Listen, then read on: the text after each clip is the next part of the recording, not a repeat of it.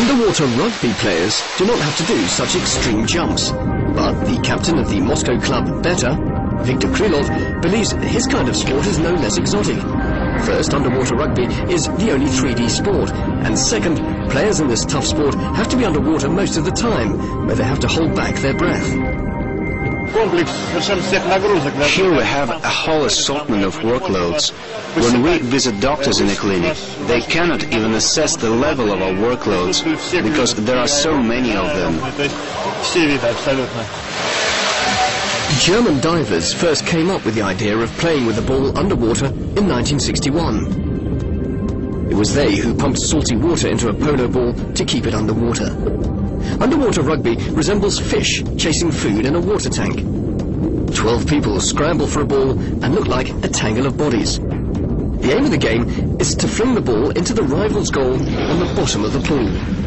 The goalkeeper's task is warding off the ball by any available means, including the most exotic ones. How about the first group of 6?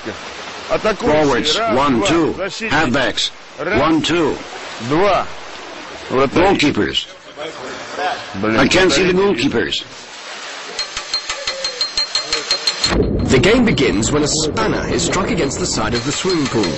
Players underwater cannot hear a whistle, but then transporting special signalling equipment is very inconvenient. Players use flippers, special masks and tubes. Tubes are used by players coming to the surface to breathe, but they also continually monitor the situation underwater. Players are not allowed to tear off masks and tubes from rivals, otherwise they are penalised. Bodily contact is allowed in underwater rugby, and underwater scuffles sometimes look quite menacing. Hockey players have only ice under their feet. They are protected. But we here have ice from 3 sides, as it were, and the only protection we have is a foam rubber cap, a jockstrap in our trunks, and mouthpieces like boxers. Underwater rugby is cultivated in 4 towns in Russia. The national team is drawn from members of the Beta Club of Moscow. So far, the team has not achieved much success, but underwater rugby has been around for only 7 years in Russia, whereas the world's best teams, the Germans, the Finns and the Norwegians, have been practicing the sport for decades.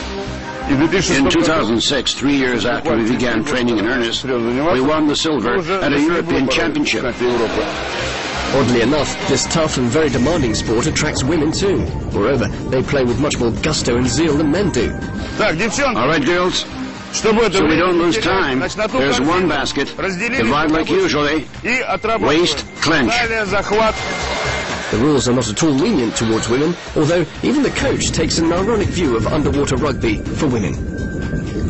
The girls, well, they long for it. But myself, I think it's unnatural trying to turn these girls into Amazonians.